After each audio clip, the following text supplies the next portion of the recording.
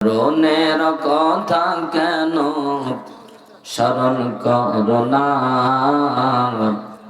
আজরাইল আসিলে কোনো কৈফিয়ত চলবে না, আজরাইল আসিলে কোনো সে তো নামে আজরাইল,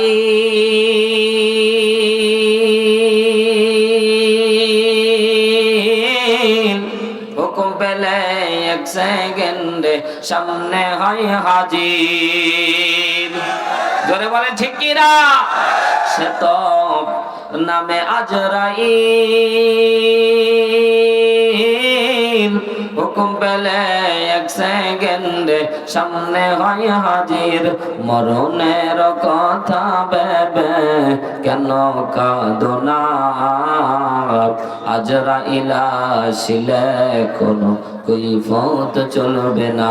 বলেন আজরাইল আসিলে কোনো মরণের কথা কেন স্মরণ করো না, আজরাইল আসিলে কোনো কৈফিয়ত চলবে না। জোরে বলেন মারহাবা। মুরাদপুর শাহী জামে মসজিদের 100 বছর পূর্তি উপলক্ষে চতুর্থ বার্ষিকী আজকের এই মোতাবারক মাহফিলের মুআজ্জাজ সম্মানিত সভাপতি আলহাজ আনসার আলী সাহেব বারাকাল্লাহু ফি হায়াতি, সহসভাপতি শাহ মোহাম্মদ মুহসিন রেজাউল সাহেব, দোয়া করি সম্মানিত সভাপতি এবং সহসভাপতি আল্লাহ রাব্বুল আলামিন নেক হায়াত দান করেন, বলেন আমিন। প্রধান অতিথি জনাব মোহাম্মদ ইমদাদ সরকার, চেয়ারম্যান দিনাজপুর সদর উপজেলা ও সভাপতি বাংলাদেশ আওয়ামী লীগ সদর উপজেলা শাখা, ও আলহাজ তসলিম উদ্দিন সাহেব, চেয়ারম্যান ইস্পার বাংলাদেশ, এছাড়াও আমন্ত্রিত অতিথিবৃন্দ, আমার পূর্বে কথা বলেছে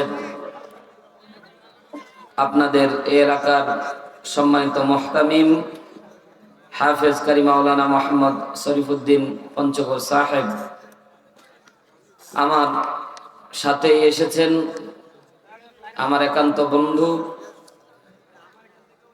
উদীয়মান তরুণ আলোচক হযরত মাওলানা হাফেজ আরিফুল ইসলাম আরিফি সাহেব সহ হাফেজ মুখলিসুর রহমান এবং অন্যান্য বন্ধুগণ।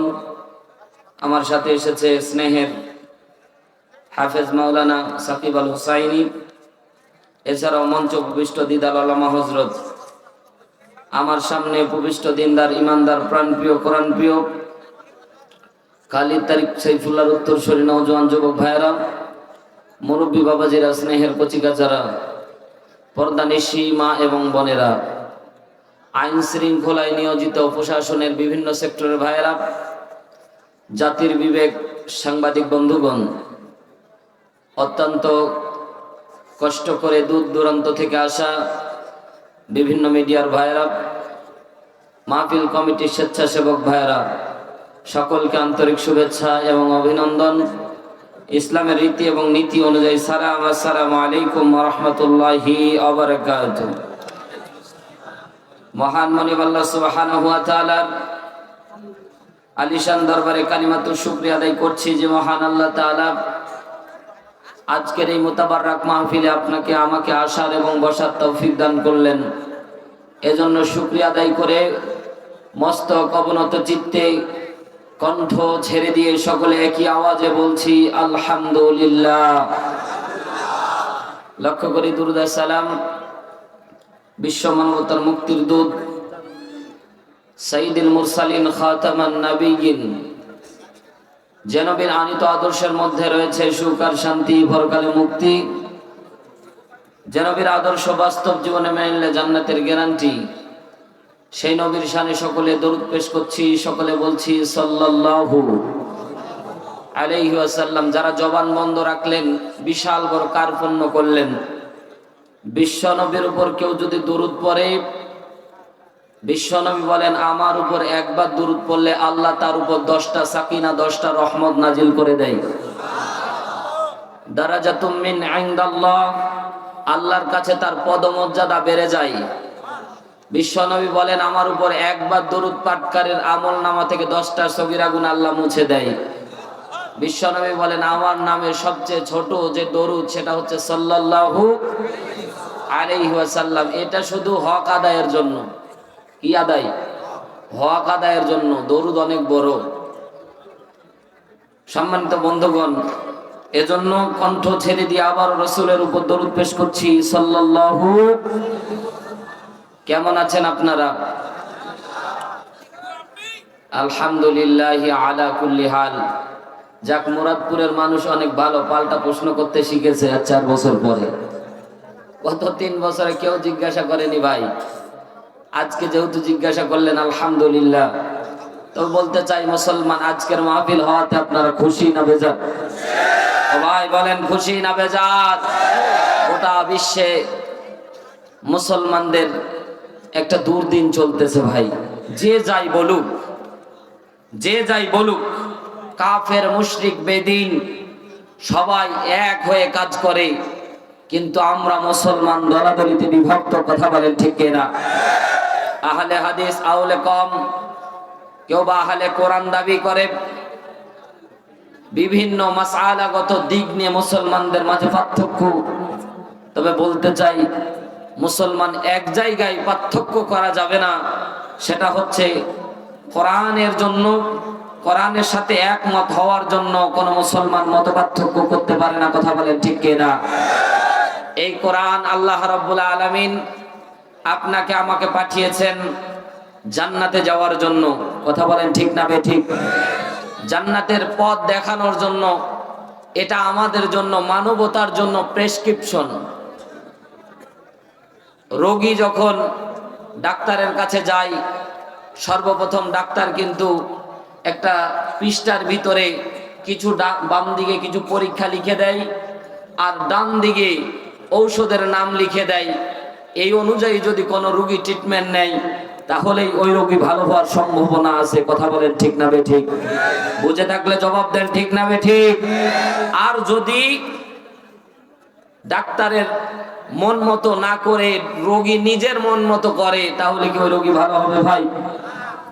আল্লাহ রাব্বুল আলামিন বলেন, ওয়া নুনাজ্জিলু মিনাল কুরআন মা হুয়া শিফাa'un ওয়া রাহমাতুল লিল মুমিনিন। আরো জোরে মুসলমানের মতো আওয়াজ তুলে বলেন আল্লাহু আকবার। আমার আল্লাহ রাব্বুল আলামিন বলছেন, হাবিব, ওয়া নুনাজ্জিলু মিনাল কুরআন, ও নবী, আপনার উপর যে কালাম, যেই কোরআন আমি আল্লাহ নাজিল করেছি, মা হুয়া শিফা, এটা 1 নম্বরে মানুষের ঔষধ হিসেবে কাজ করবে। জোরে বলেন সুবহানাল্লাহ। মানুষের রোগ হলে কথা বোঝার চেষ্টা করবেন। মঞ্চে একদম স্টপ। মঞ্চে একজনও কথা বলতে পারবে না। ঠিক না বে ঠিক? এটা কোরআনের ক্লাস, এখানে বিয়াদবি করা যাবে না। কথা বলেন ঠিক কিনা? আল্লাহ রাব্বুল আলামিন বলেন, ওয়া নুনাজ্জিলু মিনাল কুরআন, আমি আল্লাহ রাব্বুল আলামিন এজন্য তোমাদের উপর কোরআন নাজিল করেছি, মা হুয়া শিফা, 1 নম্বর এর দায়িত্ব হচ্ছে তোমাদের রোগ প্রতিরোধ করবে। জোরে বলেন সুবহানাল্লাহ। মানুষের রোগ হলে ডাক্তারের কাছে যাই না আগে যাই? জোরে বলেন। কথা বুঝে থাকলে জবাব দিবেন। মানুষ রোগ হলে ডাক্তারের কাছে যায় না আগে যায়? রোগ হলে ডাক্তারের কাছে যাই, তার মানে আমাদের মাঝে রোগ আছে, এটা জানে কে? আমার আল্লাহ বলে, বান্দারা, তোমার ভিতরে অনেক রোগ আছে, এই রোগের শেফা দানকারী আমি আল্লাহ রাব্বুল আলামিন কোরআন দান করে দিয়েছি।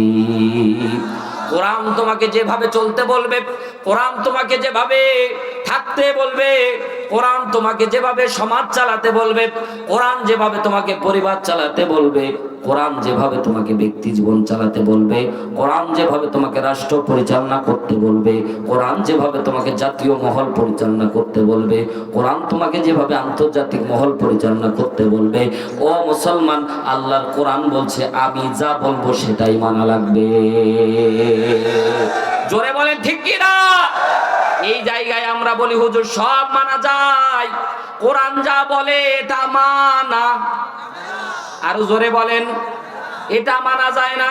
কারণ যারা চোর, বলেন তো চোরের হাত কাটার বিধান আছে না নাই? আরো আসতে বলেন আছে না নাই? এখন যদি চোরের হাত কাটার বিধান বলি, বলেন তো এখানে যারা চোর আছে রাগ না খুশি? বিশাল বড় রাগ। হুজুর আর ওয়াজ পায় না।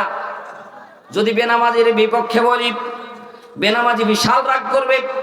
হুজুর আর অন্য ওয়াজ খুঁজে পায় না। বেপরদায় নারী যারা চলে তাদেরকে যখন বেপরদার ওয়াজ করা বলা হয়, হুজুর আখিরাত নিয়ে বলেন, পরকাল নিয়ে বলেন, কবর নিয়ে বলেন, বেপরদা নিয়ে বলার দরকার নাই।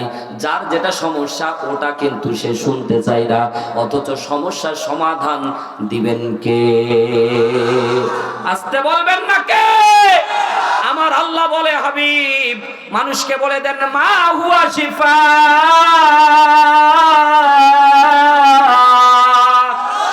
এটা হচ্ছে মহা ঔষধ।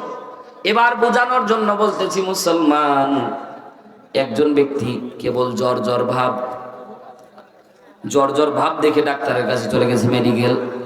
যাওয়ার পর ডাক্তার তাকে প্রেসক্রিপশন করে দিল, বলে এত ঘাবড়ানোর দরকার নাই, জ্বর হয়েছে, এখন আপনাকে পরীক্ষা নিরীক্ষা কিছুই করা লাগবে না, আপনাকে ওষুধ লিখে নিচ্ছি। ওষুধ লিখে দিল, নাপা সকালে একবার, দুপুরে একবার, রাতে একবার। জোরে বলেন দিনে কয়বার?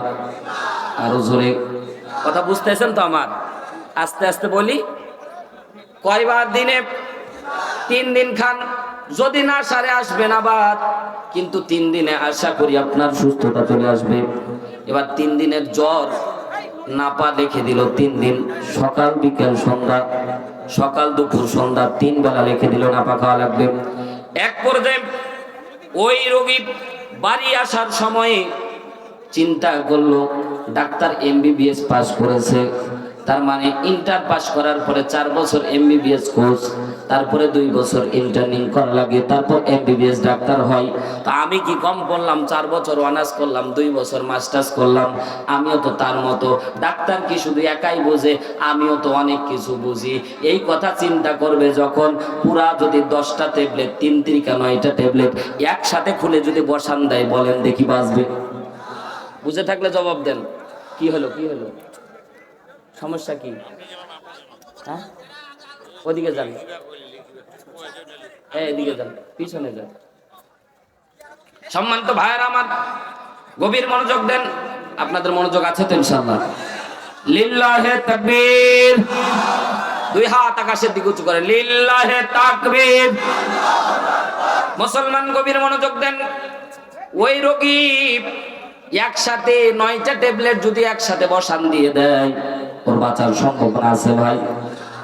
এবার চিন্তা করে দেখুন, ডাক্তার যেভাবে লিখে দিল ওইভাবে যদি রোগী ট্রিটমেন্ট না করে, যেমন বাঁচার সম্ভাবনা থাকে না, আমার আল্লাহ যেভাবে চলতে বলেছে এইভাবে যদি বান্দা না চলে, এই বান্দাও দুনিয়ার মধ্যে ভালো থাকতে পারে না। কথা বলেন ঠিক না বেঠিক? এজন্য তো আমাদের সংসারে, আমাদের সমাজে, আমাদের রাষ্ট্রের মধ্যে শান্তি আছে রে ভাই, আছে রে ভাই, আছে, আছে। সম্মানিত ভাইয়ের আমার, গভীর মনোযোগ দেন। তাহলে আল্লাহ রাব্বুল আলামিন কোরআন থেকে কথা শুনতে এসেছি, আর আল্লাহ রাব্বুল আলামিন কোরআন নাজিল করার প্রধান উদ্দেশ্য বলে, ওয়ানুনাজ্জিলু মিনাল কোরআন মা হুয়া শিফা ওয়া রাহমাতুল লিল মুমিনিন, আর এটা হচ্ছে মুমিনদের জন্য একমাত্র রহমত। জোরে বলেন সুবহানাল্লাহ। সম্মানিত ভাইয়ের আমার, গভীর মনোযোগ দেন। এক চাকুরিজীবী খুব শখ, ঘোড়া পুষবে। জোরে বলেন কি পুষবে? আরো জোরে, আরো জোরে। ঘোড়া পুষবে। তো ঢাকা শহরের মধ্যে ঘোড়া পুষার কিন্তু তেমন একটা জায়গা থাকে না, তো অনেক কষ্ট করে গ্রামের ভিতরে একটা ঘোড়া পুষলো, ঘোড়া কিনলো। মনে করেন এই যে চেরাডাঙ্গের মেলা পাশে, কিসের মেলা ও ভাই বলেন? কিসের মেলা? কে কে কে গেছেন হাত উঠান তো। ওরে সারবনা, সব আল্লাহর ওলি গো। সম্মানিত হাজির, চেরাডাঙ্গের মেলা প্রথম দিন কিন্তু ঘোড়া হয়, ঘোড়া দৌড় হয়, হয় না? সম্মানিত হাজিরিন, তো ওই ঢাকা শহরের চাকরিজীবী মানুষ চিন্তা করলো শখ একটা ঘোড়া পুষবে, মানুষের এরকম শখ হয় ভাই। তো তিনিও শখ করলেন ঘোড়া পুষবে। তো ঘোড়া একটা কিনলো, গ্রামের মধ্যে একটা রাখালও রাখলো তার পরিচর্যা করার জন্য। তো ঘোড়ার মালিক একটা মোবাইলও কিনে দিল, হোয়াটসঅ্যাপ ইমোর মাধ্যমে, মেসেঞ্জার টুইটারের মাধ্যমে ওই ঘোড়াকে সকাল সন্ধ্যা একবার করে দেখে। হঠাৎ করে দেখতেছে 3 দিন ধরে ঘোড়ার যে চাকর আছে, যে ঘোড়া লালন পালন করে, এই চাকরের সাথে মালিকের 3 দিন ধরে কোনো কন্ট্রাক্ট হয় না। হঠাৎ একদিন দেখতেছে লাইনে আসছে, যখনই দেখেছে ভিডিও কল, এ ভাই এই ভাইরা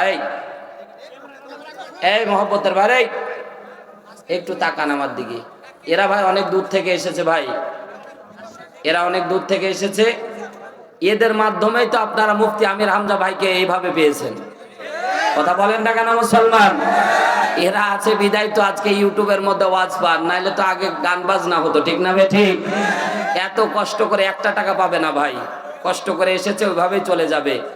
অনেক দূর দূরান্ত থেকে এসেছে, আপনাদের মেহমান তারা, পারলে একবেলা খাওয়াইয়া দিয়েন রাত্রে, পারবেন? তার বেলা তো খাওয়াবেন না। তো এসেছে, তাদের সাথে ভালো ব্যবহার করবেন, একটু বুঝিয়ে বলবেন, ওভাবে বলিয়েন না।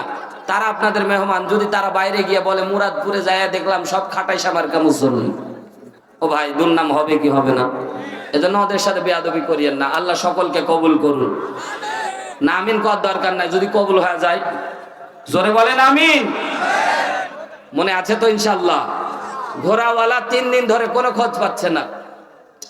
পরে লাইনের যখন পেয়েছে, সাথে সাথে ফোন কল, এই ঘোড়ার কি খবর রে? বলছে মালিক সব ঠিক আছে, আপনার প্রাণের ঘোড়াটা মারা গেছে। সবই যদি ঠিক থাকে ভাই, ঘোড়া মারা যায় কেমনে? কথা কন। মনের মধ্যে খুব মেজাজ গরম। আদর করে ঘোড়া কিনলাম, তোরেও পাললাম, ঘোড়ারেও পালতেছি, তোরেও বেতন দিয়ে রাখি, আর এই ঘোড়া মারা গেছে আর তুই বলি কিছুই হয় নাই, তার বাদ বাকি খবর কি? বলছে মালিক বাড়িতে আপনার আম্মা ঘরে ছিল, বাড়ির মধ্যে আগুন লেগেছিল, যখন আপনার আম্মা ঘরে ছিল তখন আপনার আম্মা মারা গেছে, আর বাদ বাকি সব ঠিক আছে। বলেন ঘোড়াওয়ালা রাগ না বেজার? আরো জোরে বলেন। অনেক কষ্ট নিয়ে আবার জিজ্ঞাসা করছে, আর বাড়ির খবর কি? বলছে আপনার বউ ছিল ঘরের মধ্যে, তার 2টা হাত পুরা গেছে, আর বাদ বাকি সব ঠিক আছে।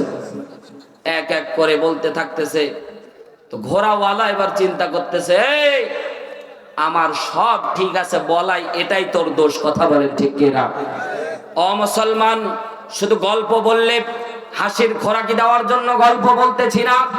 আজকে বাংলাদেশের মধ্যে শিক্ষা কারিকুলামের মধ্যে সমকামিতা ঢুকিয়ে দিয়ে মুসলমানদেরকে নাস্তিক বানানোর চেষ্টা করা হচ্ছে। আর এক শ্রেণীর কুলাঙ্গার আছে যারা বলছে ঠিক আছে, বলতে চাই মুসলমান তার মুসলমানিত্ব থাকে না, তাহলে ঠিক থাকে কেমনে? কথা বলেন ঠিক কিনা? মুসলমান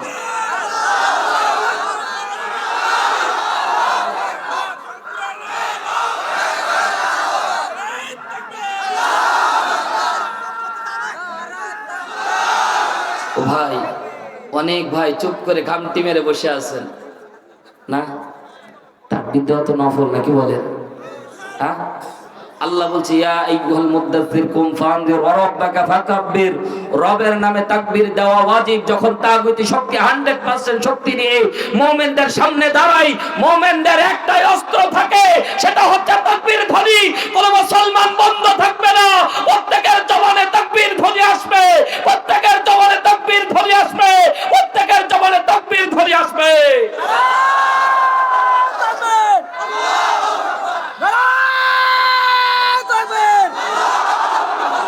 সম্মানিত ভাইয়েরা আমার,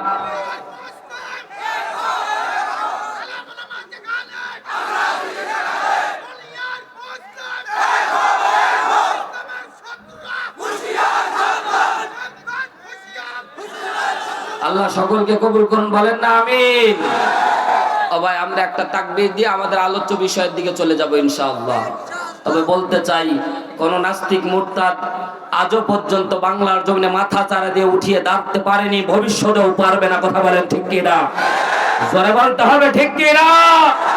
আমরা মুসলমান মর্দে মুজাহিদ এখনো বেঁচে আছি ইনশাআল্লাহ, এখনো মরে যাইনি। বদরে 313 জন সাহাবী প্রমাণ করেছে সংখ্যাধিক্য কোনো বিষয় না।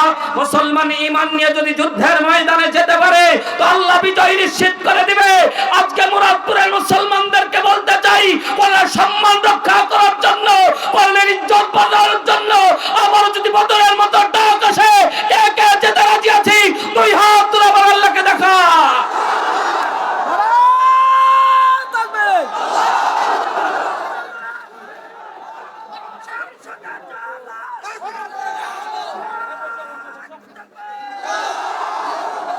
সবাই আস্তে আস্তে হাতটা উঁচু করবেন, এইভাবে গলা খ্যাকর দেন।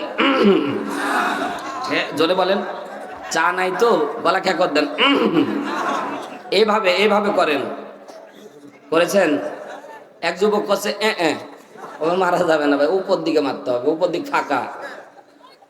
নারায়ে তাকবীর, নারায়ে তাকবীর।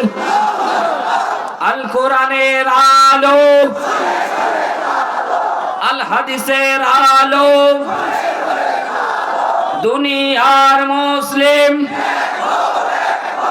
নারায়ে তাকবীর। রাগ করলেন, কষ্ট পেলেন? পেলেও করার কিছু নাই, কথা বল ঠিক কিনা? কোরআনের হক কথা হবেই ইনশাআল্লাহ। জোরে বলেন ঠিক কিনা? সম্মানিত হাজিরিন, সময় অতীব অল্প। আমাদের প্রিয় মুফাসসির মুফতি আমির হামজা খুব তাড়াতাড়ি আসবে ইনশাআল্লাহ। মঞ্চ ময়দানে তিনি আমাদের কাছেই আছেন, খুব অল্প সময় চলে আসবে। আমি শুধু আপনাদের ডেমোর মতো, ডেমো বুঝেন তো, ডেমো শুধু একটু প্রদর্শনী করা, একটু গুছায়া নিয়ে দিয়ে দিব, আর আপনারা প্রাণ খুলে কোরআনের পাখির মুখে আপনারা তাফসীর শুনবেন ইনশাআল্লাহ। কথা বলেন ঠিক না বে ঠিক? কোরআন শুনতে ভালো লাগে না ভাই? মজা কেমন লাগে? মুফতি আমির হামজা ভাই যখন কথা বলে ঘন্টার পর ঘন্টা, তখন বোঝা যায় কতটা কোরআন শুনতে কতটা মজা। কথা বলেন ঠিক কিনা? সম্মানিত ভাইয়ের আমার, আমি আপনাদের খেদমতে সূরা কলমের একটি আয়াত, 17 নম্বর আয়াত তেলাওয়াত করেছি ইনশাআল্লাহ। এই আয়াতের উপরে আল্লাহ চাহে তো কিছু কথা বলবো ইনশাআল্লাহ। এই আয়াতটি এতটা বাস্তবতা আমাদের সামনে দাঁড় হয়েছে যা আমরা কল্পনাও করতে পারবো না। সম্মানিত হাজিরিন, তবে আয়াত বলার পূর্বে আমি বলতে চাই, সূরা কলম আল্লাহ রাব্বুল আলামিন মক্কার জিন্দেগিতে আল্লাহর নবীকে সান্ত্বনা দেওয়ার জন্য নাজিল করেছিলেন। জোরে বলেন সুবহানাল্লাহ। বলতে চাই, আমার নবীকে নিয়ে কেউ যদি গালি দেয় আমরা মুসলমান বসে থাকতে পারবো না। কথা বলেন ঠিক কিনা?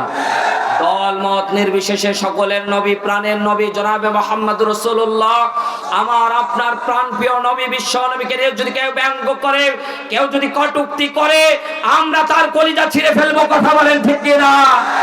আসাদ নূরের নামের কুলাঙ্গার যদি বাংলার জমিনে ঢোকে, আমি হারুন রশিদ বলতেছি, আমার সামনে আসলে আমার প্রাণপণ চেষ্টা করে আসাদ নূরের কলিজা বের করে ছেড়ে দেবো। কথা বলেন ঠিক কিনা? আমার নবীকে নিয়ে যারা কটূক্তি করে, যারা লুচ্চ বলে গালি দেয়, তারা আর যাই হোক এই পৃথিবীতে থাকার অধিকার রাখে না। কথা বলেন ঠিক কিনা? সম্মানিত ভাইয়েরা আমার, এই কথাটাই আল্লাহ রাব্বুল আলামিন কোরআনের মধ্যে বলছে, দুনিয়ার মানুষ যদিও চুপ থাকে আমার নবীকে নিয়ে গালি দিতে, আমার নবীকে নিয়ে কেউ যদি গালি দেয়, দুনিয়ার মানুষ চুপ থাকলেও আমার আল্লাহ চুপ থাকে না। চিৎকার দিয়ে বলেন আল্লাহু আকবার। আর জোরে বলেন আল্লাহু আকবার। বিশ্ব নবীকে গালি দিয়েছিলেন সংক্ষিপ্ত আকারে আয়াতে সান্নিধ্যাস বলি। এই সূরা নাজিলে সান্নিধ্যাস বলে আলোচ্য আয়াতের দিকে চলে যাব। বিশ্ব নবী যখন মক্কার মধ্যে দাওয়াত দিচ্ছিলেন, ওলীদ ইবনে মুগিরা নামের এক কাফের আল্লাহর নবীকে পাগলা কবি বলে গালি দিয়েছিলেন। জোরে বলেন কি কবি? পাগলা কবি বলে গালি দিয়েছিলেন ওলীদ ইবনে মুগিরা। ইতিহাস প্রমাণ করে বিশ্ব নবীর সামনে ওলীদ ইবনে মুগিরা যখন আল্লাহর নবীকে পাগলা কবি বলে গালি দিলেন, সাথে সাথে বিশ্ব নবী একটু কান্নার মতো তার মুখটা মলিন হয়ে গেল, চোখের পানি আসবে আসবে ভাব। ইন্ডিমেন্টেন টাইমে আল্লাহ রাব্বুল আলামিন বললেন, জিব্রাইল আর দেরি করো না, সূরা কলম নিয়ে আমার হাবিবের দরবারে চলে যাও। জোরে বলেন সুবহানাল্লাহ। সূরাতুল কলম নাজিল হয়ে গেল। আল্লাহ রাব্বুল আলামিন ডাক দিয়ে বলতেছেন, তিনটা কসম করতেছেন শুরুতে। এটা যদি ডিটেলস বলতে পারতাম মজা লাগতো। সংক্ষিপ্ত আকারে শোনেন মুসলমান, যেহেতু দ্বিতীয় বক্তার সময় অনেক কম, তারপরেও অনেক সময় আমরা দেখি যে মানে টাইমের আগেই অনেক সময় অনেক কিছু হয়ে যায়। তবে সংক্ষিপ্ত পরিসরে যতটুকু পারি কথা বলবো কোরআন থেকে। আল্লাহ রাব্বুল আলামিন সুন্দর করে জানায় দেয়, মুসলমানদের উদ্দেশ্য করে আল্লাহ রাব্বুল আলামিন নাযিল করে জানায় দিলেন, নুন ওয়াল কলামি ওয়া মা ইয়াসতুরুন। আল্লাহ রাব্বুল আলামিন তিনটা কসম করলেন। আল্লাহর নবীকে শুধু একটা গালি দিয়েছে ওলীদ ইবনে মুগীরা, পাগলা কবি বলে গালি দিয়েছে। আমার আল্লাহর সাথে সাথে তিনটা কসম করতেছেন, হাবিব আপনি কাঁদবেন না, আপনার কান্না আমি আল্লাহ সহ্য করতে পারি না। জোরে বলেন না সুবহানাল্লাহ। বিশ্ব নবী কান্না করবে করবে ভাব। টাইমে জিবরাইল বলেন, আমি আমার ডানাগুলি 600 ডানা একসাথে পার মারলে ন্যানো সেকেন্ড সময় লাগতো। 1 সেকেন্ডকে 10 লক্ষ ভাগ করলে যেটা হয় সেটা হলো ন্যানো সেকেন্ড। জিবরাইল 7 আসমান থেকে নবীর কাছে আসতে ন্যানো সেকেন্ড সময় লাগতো। চিৎকার দিয়ে মুসলমানের মতো বলেন না আল্লাহু আকবার। জিবরাইল চলে আসলেন, আর 1 সেকেন্ড পানি, চোখের পানি নাকে ডগায় আসা পর্যন্ত 10 সেকেন্ড সময় লাগে। জোরে বলেন কয় সেকেন্ড? তার মানে পানি এখনো পড়েনি, পড়বে ভাব।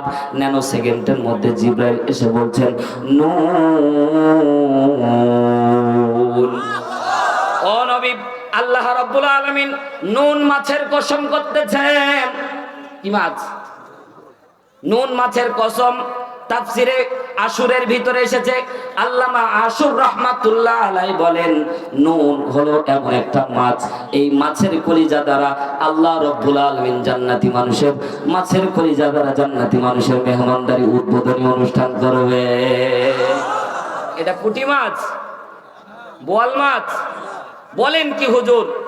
ও ভাই, যত বড় মাছ খান, কাতল মাছ 45-46 কেজি ওজন, কলিজা থাকে এতটুক। কথা ঠিক না বে ঠিক? ও ভাই, মাছের কলিজা সবচেয়ে ছোট, ঠিক না? আমি কি ভুল বললাম? মাছের কলিজা সবচেয়ে ছোট। হুজুর বলেন কি, বাবা আদম থেকে শুরু করে কিয়ামত পর্যন্ত যত মানুষ এই পৃথিবীর বুকে আসবে, সবাই আল্লাহ যেই মাছের কলিজা দ্বারা মানুষের মেহমানদারি করাবেন, এমন একটা মাছ আল্লাহ কোথায় লালন পালন করতেছেন। তাফসীরের ভিতরে এসেছে, এই পৃথিবীর থেকে 13 লক্ষ গুণ বড় সূর্য। কথা বলেন ঠিক কিনা? মুসলমান গভীর মনোযোগ দেন। এখনো গ্রহ নক্ষত্র, গ্যালাক্সি, মিল্কওয়ে, অনেক বড় বড় গ্রহ, এখনো তার আলো এই পৃথিবীর জন্য এসে পড়েনি। বিশ্ব নবী সাল্লাল্লাহু আলাইহি ওয়াসাল্লাম সাহাবীদেরকে বলছেন, সাহাবীরা, এই পৃথিবীর থেকে এত বড় বড় গ্রহ নক্ষত্রগুলি আল্লাহ যদি একটা মাছ হিসেবে পালন করে, এটাই যথেষ্ট হয়ে যাবে। চিৎকার দিয়ে বলেন না আল্লাহু আকবার। সংক্ষিপ্ত আকারে বলছি, আল্লাহ বলেন, ওয়াল কলামি ওয়া মা ইয়াসতুরুন।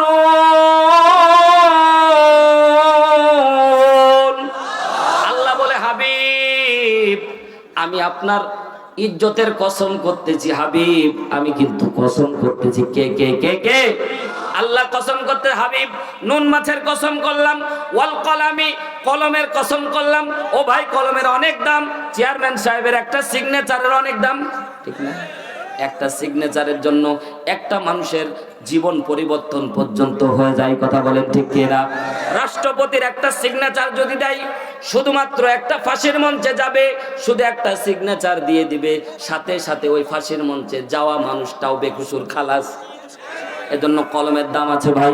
আল্লাহ রাব্বুল আলামিন এই দামি কলমের কসম করে বলে, ওয়াল কলামি ওয়া মা ইয়াসতুরুন। হাবিব কলমের তো কসম করলাম, এবার কলম যার উপরে লেখা হয় আমি আল্লাহ ইয়াসতুরুন তারও কসম করতেছি। সুবহানাল্লাহ বলে। সম্মানিত ভাইয়ের আমার, তিনটা কসম করার পর আল্লাহ রাব্বুল আলামিন বলছেন, মা আনতা বিনি'মাতি রাব্বিকা বিমাজনুন। হাবিব, তারা আপনাকে পাগলা কবি বলে গালি দিচ্ছে। আল্লাহ বলছে, মা আনতা বিনি'মাতি রাব্বিকা বিমাজনুন। হাবিব আমি আল্লাহ তাআলা আপনার উপর স্যাটিসফাই করতেছি, সার্টিফিকেট নাজিল করতেছি। দুনিয়ার কেউ সার্টিফিকেট দিচ্ছেন না, দিচ্ছেন কে? মুসলমান জোরে বলেন দিচ্ছেন কে? আল্লাহ সার্টিফিকেট দিয়ে বলে হাবিব মা অবশ্যই আনতা বিনিআমাতি রাব্বিকা বিমাজনুন, আপনার রবের নিয়ামতে, আপনার রবের অনুগ্রহে, আপনার রবের করুণায় আমি আল্লাহ রব্বুল আলামিন বলে দিচ্ছি মা আনতা বিনিআমাতি রাব্বিকা বিমাজনুন। হাবিব আপনার রবের নিয়ামতে আপনি কিন্তু পাগল না।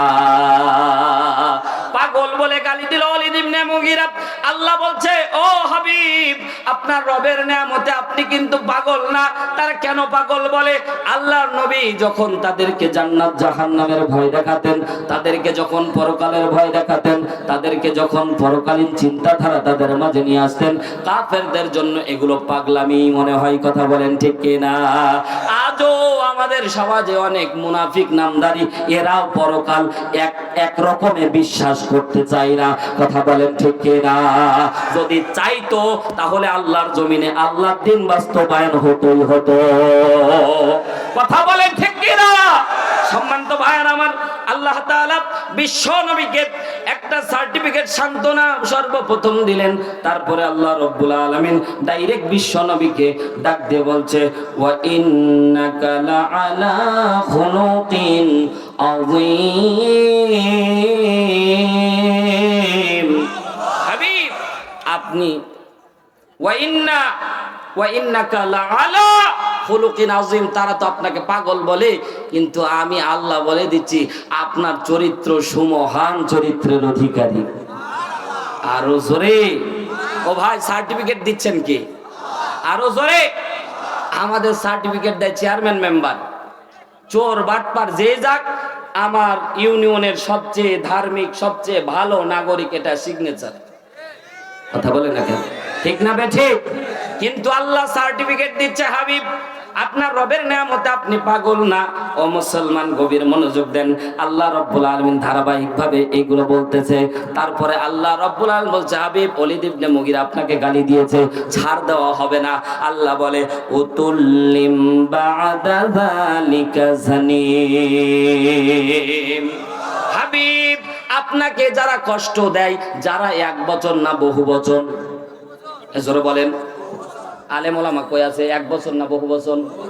বহু বচন ইউজ করেছে। আল্লাহ হাবিবকে বলছে শুধুমাত্র ওয়ালিদ ইবনে মুগীরা আপনাকে গালি দিয়ে চলে গেছে হবে না। কিয়ামত পর্যন্ত যত মানুষ আপনাকে গালি দিবে, যত মানুষ আপনাকে কষ্ট দেবে, যত মানুষ আপনার বিরুদ্ধাচরণ করবে, হাবিব আমি আল্লাহ রব্বুল আলামিন বলে দিচ্ছি উতুল্লিম বা'দা যালিকা জানিম। জানিম শব্দটার 100-এরও বেশি অধিক শব্দ অর্থ রয়েছে। এক নাম্বার শব্দের অর্থ দেওয়া হয় জারদ সন্তান। যারা আল্লাহর নবীকে গালি দেয়, যারা আল্লাহর নবীকে কষ্ট দেয়, যারা আল্লাহর নবীর নামে কুৎসারটাই, এরা এই সমাজের জারদ সন্তান। জোরে বলেন ঠিক কিনা?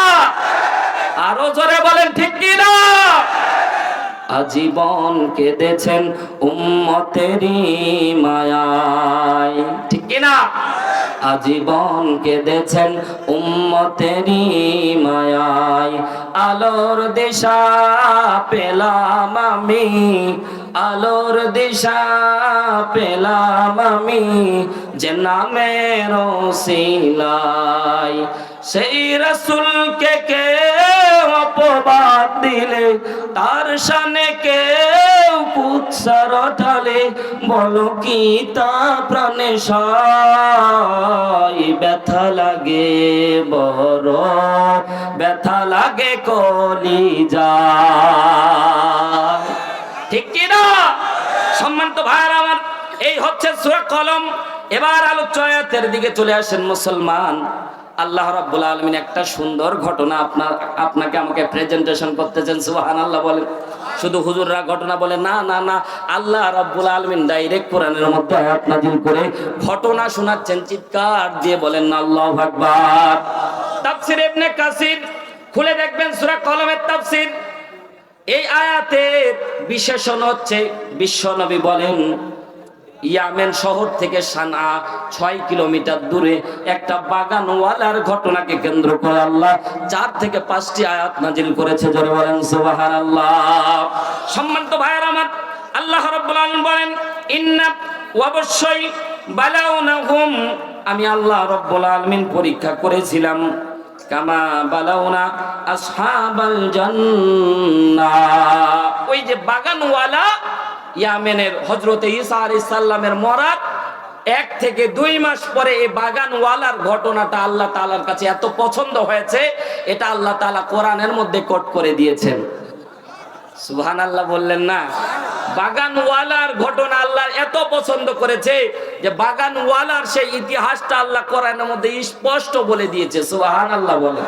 তো আল্লাহ বলছে অবশ্যই আমি আল্লাহ পরীক্ষা করেছিলাম ওই বাগানওয়ালাকে, ঈদে যখন আকসামু, তারা কসম করেছিল। জোরে বলেন, কি করেছিল? কসম করেছিল। লা ইয়াসরিমুন্নাহা মুসবিহিন, কোন অভাবীকে, কোন দরিদ্র ব্যক্তিকে তারা কিচ্ছু দান করবে না। আয়াত বুঝলেন আপনারা? আয়াত কি বুঝেছেন? এবার দেখেন তাফসীরের ভিতরে আসেন। হাদিস প্রমাণ করে, মুসলিম শরীফের হাদিস। বিশ্বনবী সাল্লাল্লাহু আলাইহি ওয়াসাল্লাম বলেন, ইয়ামেন থেকে সানা 6 কিলোমিটার দূরে একটা বাগানওয়ালা মানুষ ছিল, একটা বাগানের মালিক ছিল। ওই বাগানের মালিকের একটা নিয়ম ছিল, বছরে যখন একবার ফল ঝরাতো, আগের দিনে মাইকিং করে দিত, যত গরিব দুঃখী আছো সবাই আসবা বাগানের মধ্যে, তোমাদের যার যতটুক প্রয়োজন ততটুক নিয়ে তোমরা চলে যাবা। আরো আসতে বলেন, আরো আসতে বলেন। এইরকম বান্দা কি মুরাদপুরে আছে ভাই? যদি বলে যে বাগান, আমরা আমাদের সময়ে যদি বলে যে বাগানের মধ্যে লিচু যখন ঝরায়, যখন লিচু ঝরার সময় আসে, আমরা যদি বলতাম যে এই বাগানের লিচুগুলা তোমরা পর্যাপ্ত পরিমাণে নিয়ে যাবা, আমার মনে হয় আমরা ওই গাছগুলি পর্যন্ত উঠায় নিয়ে আসতাম। ঠিক না বে ঠিক? এটা আমার ধারণা ভাই, ভুলও হতে পারে। সম্মানিত হাজিরিন, তো বাগানওয়ালা একটা নিয়ম করে আগের দিন পুরা মাইকিং করে দিত এলাকার মধ্যে, যারা গরিব দুঃখী আছো যাদের যতটুকু প্রয়োজনে বাগান থেকে নিয়ে যাবা। তো আল্লাহ রাব্বুল আলামিন বাগানওয়ালার উপরে এত রহমত দান করত যে বাগানওয়ালা 1 গুণ দান করত, আল্লাহ তার উপরে 10 গুণ ফল দিত। আরো জোরে বলেন। সম্মানিত ভাইয়ারা আমার, বাগানওয়ালা আর কতদিন বাঁচবে? বাগানওয়ালা মারা গেল। বাগানওয়ালা মারা যাওয়ার পরে কোরআন প্রমাণ করে, হাদিস প্রমাণ করে, বাগানওয়ালা 3 জন সন্তান ছিল। জোরে বলেন, কয়জন? আরো জোরে, আরো জোরে বলেন। ক্বালা আওসাতুহুম আলাম আকুল লাকুম লাউলা তুসাব্বিহুন। আওসাত শব্দটা ব্যাখ্যা করা হয়েছে মধ্যম জন বলেছিল, তার মানে মধ্যম যদি একজন থাকে তার মানে আগেও একজন আছে, পরেও। জোরে বলেন। তার মানে তারা 3 ভাই ছিল। এটা এই আয়াত দ্বারা সাবেত করা হয় যে তারা 3 ভাই ছিল। তো 3 ভাইয়ের ভিতরে 1 ভাই ভালো ছিল আর 2 ভাই খুব কৃপণ এবং খুব খারাপ স্বভাবের ছিল। এরকম ভাই থাকে না ভাই? সমাজের ভিতরে আছে না ভাই? সম্মানিত হাজিরিন, তো বাবা যখন মারা গেল, তো এই বাগানওয়ালার মালিক হয়ে গেল 3 ভাই। কথা বলেন ঠিক না বেঠিক? সম্মানিত ভাইয়ের আমার, একটু গভীর মনোযোগ দেন। আমাদের জাস্ট টাইমে, খুব শর্ট টাইমের ভিতরে মুফতি আমির হামজা ভাই আসবে ইনশাআল্লাহ। সম্মানিত হাজিরিন, তো এই বাগানওয়ালা 3 জন সন্তান, এবার সকালবেলা তারা যখন ফল ঝরানোর দিন, বাবা আগের দিনে অ্যানাউন্স করত, কিন্তু এই সন্তানেরা রাত্রিবেলা বৈঠক করতেছে, ভাই সকালবেলা ফল ঝরাতে যাব, তখন আমরা কাউকে ডাকবো না। তখন এই চিন্তা করেছে যে আমরা রাতেই ফল সব পেরে নিয়ে চলে যাব, সকালবেলা যেন কেউ দেখতে না পাই। ও ভাই, দুনিয়ার কেউ না দেখলেও দেখেন কে?